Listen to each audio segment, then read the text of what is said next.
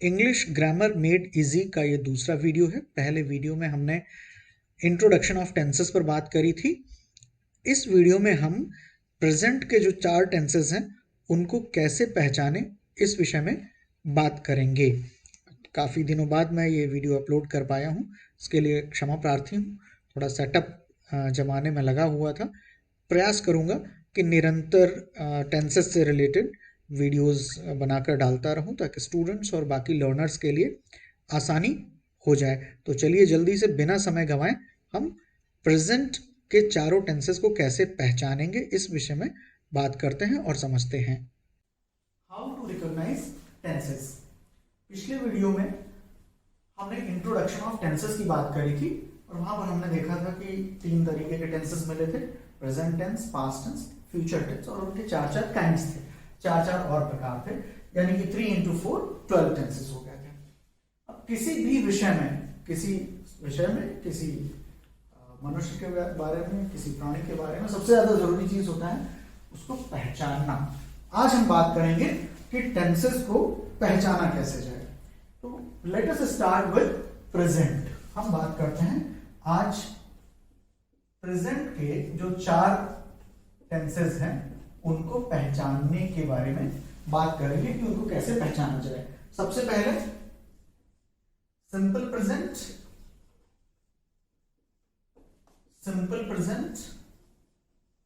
या इसी को कहते हैं प्रेजेंट इंडेफिनिट। आपको याद होगा कि इसमें हमें यह जानकारी रहती है कि कार्य शुरू तो हो चुका है लेकिन वो किस स्टेज पर है, पूर्णता की ओर है, अपूर्ण है, कैसा है, इस विषय में कोई जानकारी नहीं रहती। इसलिए इसको हम कहते हैं इंडेफिनिट यानी अनिश्चित।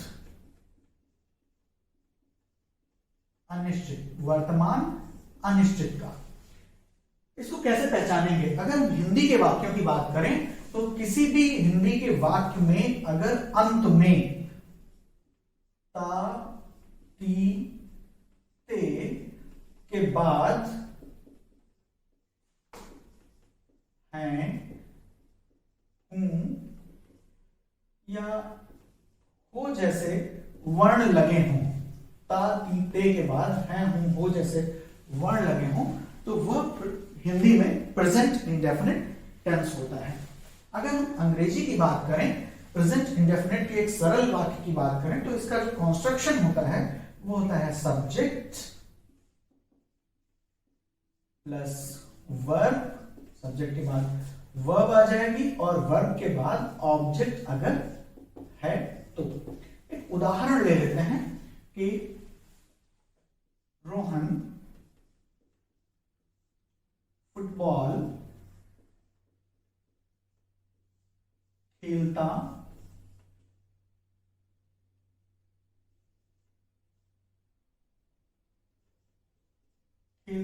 है। अब देखिए यहां पर वाक्य के अंत में ता और है।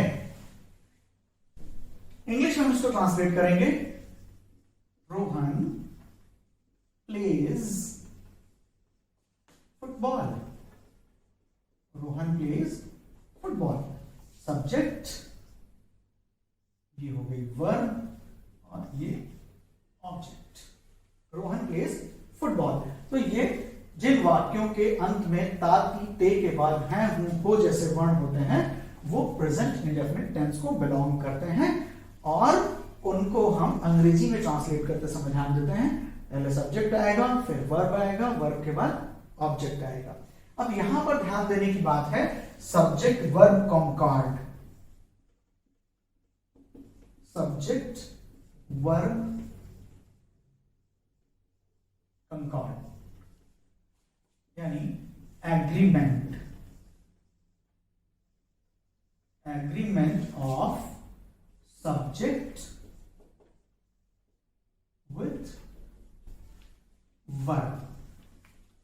ठीक है, इसको ऐसे समझते हैं, बहुत आसान है कि सब्जेक्ट वर्ब कॉन्कॉर्ड क्या होता है। सब्जेक्ट वर्ब कॉन्कॉर्ड सिर्फ और सिर्फ इतना होता है कि सब्जेक्ट का जो नंबर है वो वर्ब के नंबर से मैच करना चाहिए। ठीक है, अंग्रेजी में 2 नंबर्स होते हैं, सिंगुलर नंबर और plural number.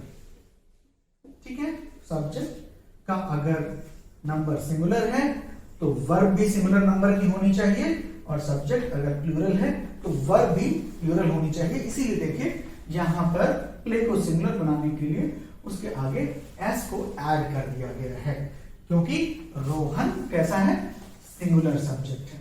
Subject verb Concord पर हम आगे फिर अलग से बात कर लेंगे, लेकिन यहां पर इतना समझ लेने की बात है कि सब्जेक्ट वर्ब कॉन्कॉर्ड को मेंटेन रखना है, वरना सेंटेंस ग्रामेटिकली गलत हो जाएगा। अब बात करते हैं प्रेजेंट कॉन्टिन्यूअस की। प्रेजेंट कॉन्टिन्यूअस, वर्तमान निरंतर काल। यहां पर कॉन्टिन्यूटी ऑफ वर्ब होती है। जब हमने इंट्रोडक्शन ऑफ टेंसेस की बात करी थी तो वहां पर हमने देखा था कि कॉन्टिन्यूअस में कार्य शुरू हो चुका होता है और वो निरंतर चल रहा होता है, जबकि कंप्लीट नहीं हुआ होता है। हिंदी में हम इसको कैसे पहचानते हैं, हिंदी के वाक्यों के अंत में रहा, रही, रहे जैसे शब्दों के बाद हैं, या हो जैसे वर्ण आते हैं। ठीक है, हिंदी में अगर हमें किसी वाक्य में रहा, रही, रहे मिल जाए और इनके बाद हैं, हूं, हो लगे हुए मिल जाए तो हम सीधे सीधे समझ लेंगे कि उसका उस वाक्य का टेंस प्रेजेंट कॉन्टिन्यूअस टेंस होगा। अब हम इसके सिंपल सेंटेंस के स्ट्रक्चर के बारे में बात करेंगे तो हमें क्या मिलेगा, सब्जेक्ट सबसे पहले आएगा। हम सिंपल सेंटेंस की बात कर रहे हैं, सब्जेक्ट के बाद यहां पर आएगी हेल्पिंग वर्ब। क्या आएगी, हेल्पिंग वर्ब आएगी, सहायक क्रिया आएगी। और प्रेजेंट कॉन्टिन्यूअस की सहायक क्रियाएं इज, एम, आर, तीन सहायक क्रियाएं हैं यहां पर, इज, एम, आर। लेकिन एक सेंटेंस में एक ही लगेगी, तीन की तीनों इकट्ठी नहीं लगेगी। इसके बाद आएगा वर्ब, वो भी अपने आईएनजी फॉर्म में। किस फॉर्म में आएगी, आईएनजी फॉर्म में आएगी, यानी कॉन्टिन्यूअस फॉर्म में आएगी। और उसके बाद यदि कोई ऑब्जेक्ट है तो ऑब्जेक्ट लगा दिया जाएगा। अब देखिए यहां पर भी हमको कुछ भी करना है तो कंकॉर्ड को मेंटेन करते रहना होगा। देखते हैं, मैं क्रिकेट खेल रहा हूं। देखिए यहां पर वाक्य के अंत में हमको रहा मिल रहा है और उसके बाद हूं लगा हुआ है, तो इन दोनों को मिलते ही हम सीधे सीधे समझ जाएंगे कि ये हिंदी का वाक्य प्रेजेंट कॉन्टिन्यूअस टेंस को बिलोंग करता है। और जब हम इसको अंग्रेजी में ट्रांसलेट करेंगे तो कैसे हो जाएगा, मैं, आई, और आई के साथ जो हेल्पिंग वर्ब लगेगी, स्पेशल हेल्पिंग वर्ब लगती है, वो है am. I am playing, verb अपने आईएनजी फॉर्म में, और cricket, I am playing cricket. तो इस तरीके से आप देखते हैं कि आई के साथ एम लग गया, सब्जेक्ट वर्ब कॉन्कॉर्ड को मेंटेन करने के लिए यहां पर हेल्पिंग वर्ब लगानी पड़ती है, क्योंकि जो भी वर्ब अपने आईएनजी फॉर्म में चली जाती है तो वो ना तो सिंगुलर को शो कर सकती है और ना ही प्लूरल को शो कर सकती है, ना तो सिंगुलर को शो कर सकती है और ना ही प्लूरल को शो कर सकती है। तो सिंगुलैरिटी या plurality of subject verb maintain करने के लिए हमें क्या लगाना पड़ता है, हेल्पिंग वर्ब लगाना पड़ता है। वैसे तो हम बात करें, यहां इज सिंगुलर डिनोट कर देता है और आर प्लूरल डिनोट कर देता है, लेकिन आई के साथ एम लगता है, ये स्पेशल केस है। प्रेजेंट का ही जो तीसरा टेंस है वो है present perfect. Present perfect, present perfect, perfect खुद अपने आप में बताता है कि कार्य पूर्ण हो चुका है। इंट्रोडक्शन ऑफ टेंसेस में भी हम लोगों ने बात करी थी कि परफेक्ट क्या दिखाता है कि जो भी कार्य दिया गया है सेंटेंस में वो पूर्ण हो चुका है। यहां पर क्या होता है, हिंदी के सेंटेंसेस की अगर हम बात करें, हिंदी के वाक्यों की बात करें, तो चुका, चुकी, चुके के बाद हैं, हूं, हो जैसे वर्ण लगे होते हैं। तो देखिए, मैं खाना खा चुका हूं, मैं सो चुका हूं, मैं पढ़ चुका हूं, इस तरीके के हमको वाक्य मिलेंगे। तो जिन वाक्यों के अंत में चुका, चुकी, चुके के बाद हैं, हूं, हो लगे हों, वो हिंदी के वाक्य सीधे सीधे प्रेजेंट परफेक्ट टेंस को बिलोंग करते हैं। अंग्रेजी में अगर हम इनकी बात करें तो देखिए क्या होगा, जो एक सिंपल सेंटेंस का स्ट्रक्चर बनेगा वो बनेगा सब्जेक्ट प्लस हेल्पिंग वर्ब। अब देखिए सहायक क्रिया की आवश्यकता पड़ने लगी है। सहायक क्रिया यहां पर दो होती हैं, हैज या हैव। अब हैज जो होती है वो सिंगुलर को डिनोट करेगी और हैव जो है डिनोट करेगी प्लूरल को, ये आपको याद रखना है। उसके बाद मेन वर्ब, मेन वर्ब जो है आएगी, मेन वर्ब किस फॉर्म में होगी, अपने पार्टिसिपल फॉर्म में होगी, या हम कहते हैं इसको third form of the verb. Verb अपने तीसरे रूप में आएगी, जैसे गो, वेंट, गॉन, तो यहां पर गो की तीसरा रूप आएगा, यानी गॉन आएगा। मेन वर्ब अपने थर्ड फॉर्म में होगी। और उसके बाद अगर ऑब्जेक्ट है तो एक उदाहरण ले लेते हैं, जैसे श्याम बांसुरी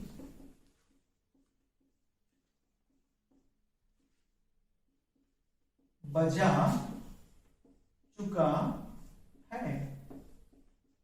ठीक है, श्याम क्या कर चुका है, बांसुरी बजा चुका है, यानी श्याम कोई काम कर रहा था, वो था बांसुरी बजाने का, और वो बांसुरी बजा चुका है, बांसुरी बजाना बंद कर चुका है।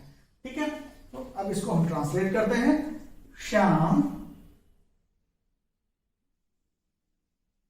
और श्याम चूंकि सिंगुलर है, श्याम अकेला है, एक वचन है, तो उसके साथ हेल्पिंग वर्ब कैसी आएगी, सिंगुलर वाली हेल्पिंग वर्ब आएगी, यानी has played flute. Shyam has played flute, Shyam बांसुरी बजा चुका है, this task has been completed. और यहां पर श्याम सिंगुलर है, तो उसके साथ सिंगुलर वाली हेल्पिंग वर्ब, और मेन वर्ब जो है वो अपने तीसरे फॉर्म में आई है, थर्ड फॉर्म में आई है, या जिसको पार्टिसिपल फॉर्म भी कहते हैं। और उसके बाद ऑब्जेक्ट फ्लूट। अब प्रेजेंट का जो चौथा और आखिरी टेंस है वो है प्रेजेंट परफेक्ट कॉन्टिन्यूअस। क्या है, प्रेजेंट परफेक्ट कॉन्टिन्यूअस। बड़ा तगड़ा टेंस मालूम पड़ता है, बड़ा सा नाम है इसका। प्रेजेंट भी है, परफेक्ट भी है, कॉन्टिन्यूअस है, कॉन्टिन्यूअस है, और वो भी परफेक्ट कॉन्टिन्यूअस है। यहां पर हमने इंट्रोडक्शन ऑफ टेंसेस की जब बात करी थी तो हमने देखा था कि जो कार्य है वो शुरू हो चुका होता है। हमको याद है ना कि कोई भी टेंस क्या बताता है, स्टेट ऑफ द वर्क बताता है, कि जो वर्क किसी सेंटेंस में चल रहा है वो कौन सी स्टेट में है। तो यहां पर काम चल रहा होता है, रेगुलर होता है, बंद नहीं हुआ होता है, पूरा नहीं हुआ होता है, लेकिन वो काफी लंबे समय से चल रहा होता है, इसलिए उसको क्या कहा जाता है, प्रेजेंट परफेक्ट कॉन्टिन्यूअस। यहां पर क्या करेंगे कि किसी भी वाक्य में रहा, रही, रहे के साथ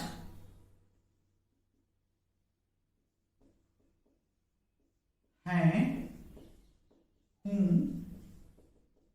हो, तो आएंगे ही। ये इतना तो रहेगा ही रहेगा, क्योंकि आपको मालूम है ये कॉन्टिन्यूअस में आएगा ही आएगा।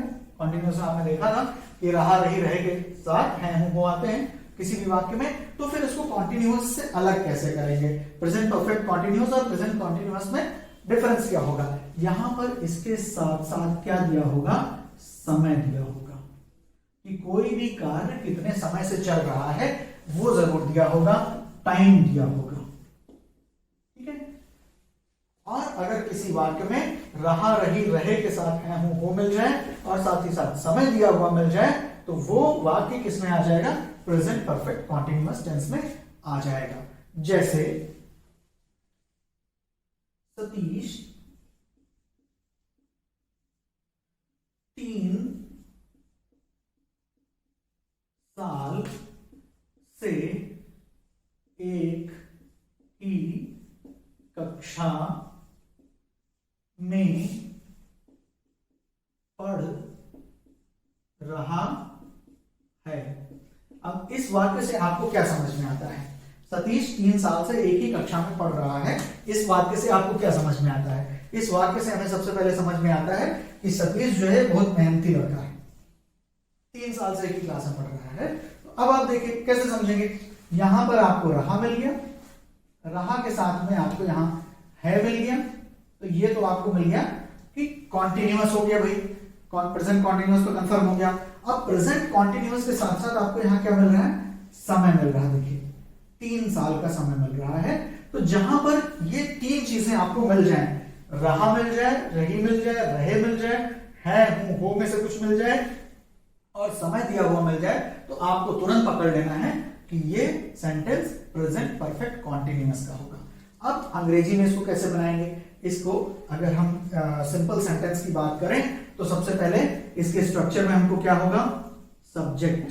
सिंपल सेंटेंस की बात हम कर रहे हैं, केवल सरल वाक्यों की बात कर रहे हैं। वाक्य बहुत तरह के होते हैं, उनके बारे में फिर हम अलग से बात कर लेंगे और कैसे ट्रांसलेट करना है, कन्वर्जन कैसे करना है, उसके बारे में बात कर लेंगे। सबसे पहले समय और समय नहीं, सब्जेक्ट। सब्जेक्ट के बाद आपको लगानी है यहां पर हेल्पिंग वर्ब। ठीक है, हेल्पिंग वर्ब में क्या आएगा? सिंगुलर के लिए हैज बीन और प्लूरल के लिए हैव बीन। ठीक है, सब्जेक्ट फिर हेल्पिंग वर्ब। हेल्पिंग वर्ब में सिंगुलर के लिए हैज बीन और प्लूरल के लिए हैव बीन। यहां पर हम लिख देते हैं एस और यहां पर लिख देते हैं पी। और इसके बाद क्या आ जाएगा? मेन वर्ब आ जाएगी, है ना, मेन वर्ब आ जाएगी और मेन वर्ब अपने आईएनजी फॉर्म में आएगी। मेन वर्ब अपने आईएनजी फॉर्म में आएगी, यानी मेन वर्ब के साथ आईएनजी जुड़ा हुआ होगा और फिर दिया होगा सिंस या फॉर। समय शो करना है ना, तो समय शो करने के लिए सिंस या फॉर। अगर एक्यूरेट टाइम दिया हुआ है, एक्यूरेट समय दिया हुआ है तो सिंस लगाएंगे और एक्यूरेट समय नहीं दिया हुआ तो फॉर लगाएंगे और उसके बाद फिर लास्ट में टाइम, समय मेंशन कर देंगे। अब हम ट्रांसलेट कर लेते हैं इसको, मेहनती लड़के की पढ़ाई को ट्रांसलेट कर लेते हैं। सतीश, अब ये सतीश कैसा है? सिंगुलर है, प्लूरल है? सतीश सिंगुलर है तो हमको हेल्पिंग वर्ब कैसी लगानी है? सिंगुलर वाली लगानी है, has been, main verb ING के साथ। तो मेन वर्ब क्या है? पढ़ना है, मेन वर्ब स्टडीइंग। फिर in the same class for 3 years। ठीक है, Satish has been helping verb, studying main verb and for 3 years। तो इससे एक बात और पता चलती है कि सतीश अपने बाप का पैसा भी बर्बाद कर रहा है। ये था present indefinite, present continuous, present perfect और प्रेजेंट परफेक्ट कॉन्टिन्यूअस को सरलता से कैसे पहचाना जाए। नेक्स्ट वीडियो में हम पास्ट के चारों टेंसेस को पहचानने पर चर्चा करेंगे। देखते रहें, सुनते रहें संग्राम सिंह को, जुड़े रहें हमारे YouTube चैनल महासा के साथ। जय हिंद।